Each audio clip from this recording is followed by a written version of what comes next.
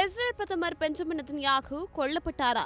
அவரது சகோதரர் இட்டு நெதன்யாகு ஈரானிய தாக்குதலில் உயிரிழந்தாரா? கடந்த சில மணி நேரங்களாக சமூக வலைதளங்களில் காட்டுத்தீயாக பரவி வரும் இந்த செய்திகளின் உண்மைத்தன்மை குறித்து இப்போது பார்க்கலாம். பிப்ரவரி மாதம் ஈரானில் நடத்தப்பட்ட வான்வழி தாக்குதலுக்கு பிறகு இஸ்ரேல் மற்றும் அதன் தலைவர்களை பற்றி பலவிதமான வதந்திகள் திட்டமிட்டு பரப்பப்பட்டு வருகின்றன. குறிப்பாக நெதன்யாகு ஜெர்மனிக்கு தப்பி ஓடிவிட்டதாகவும் ஈரானிய ஏவுகணை தாக்குதலில் அவர் படுகொலை செய்யப்பட்டதாகவும் கூறப்படும் செய்திகள் எதுவுமே உண்மையில்லை என்பது ஆதாரங்களுடன் உறுதியாக உள்ளது. சமூக வலைதளங்களில் பரவும் தகவல்களுக்கு மாறாக இஸ்ரேல் பிரதமர் பெஞ்சமின் நெதன்யாகு தற்பொழுது டெல் அவிவ் நகரில் தங்கியிருந்து பாதுகாப்பு பணிகளை தீவிரமாக ஆய்வு செய்து வருகிறார்.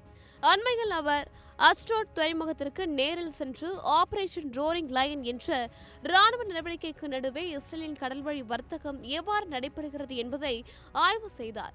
இதன்போது இஸ்ரேல் போக்குவரத்து துறை அமைச்சர் மிரி ரேஜர் உடனிருந்தார் என்பது குறிப்பிடத்தக்கது. எனவே அவர் கொல்லப்பட்டார் அல்லது நாட்டை விட்டு வெளியேறினார் என்று கூறப்படும் செய்திகள் அனைத்தும் முற்றிலுமான பொய்யானவை. இதேபோல் நெதன்யாகுவின் சகோதரர் இட்டு நெதன்யாகு டெல் அவிவ் நகரில் நடந்த தாக்குதலில் கொல்லப்பட்டதாக பரவும் செய்திகளும் ஒரு மிகப்பெரிய வதந்தியே ஆகும். அத்துடன் இஸ்ரேல் தேசிய பாதுகாப்பு அமைச்சர் எதாமன் பென் கிபிர் மற்றும் மொசாட் தலைவர் டேவிட் பார்னியா ஆகியோர் இலக்கு வைக்கப்பட்டதாக கூறப்படும் தகவல்களுக்கும் எந்த ஒரு அதிகாரப்பூர்வ ஆதாரமும் இல்லை. இட்டு நெதன்யாகு ஒரு மருத்துவர் மற்றும் புகழ்பெற்ற எழுத்தாளர் ஆவார். அவர் தற்பொழுது நலமுடன் இருக்கிறார் என்று இஸ்ரேல் தரப்பு செய்திகள் உறுதிப்படுத்துகின்றன.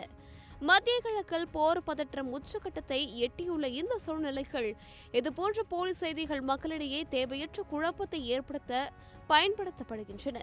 போர்க்காலத்தில் நிலவும் உண்மையான நிலவரங்களை மறைக்க அல்லது திசை திருப்ப இத்தகைய வதந்திகள் பரப்பப்படுவதால் பொதுமக்கள் அதிகாரப்பூர்வமான செய்தி ஊடகங்கள் அல்லது இஸ்ரேல் அரசின் அதிகாரப்பூர்வ அறிவிப்புகளை மட்டுமே நம்ப வேண்டும் என்று அறிவுறுத்தப்படுகிறார்கள்.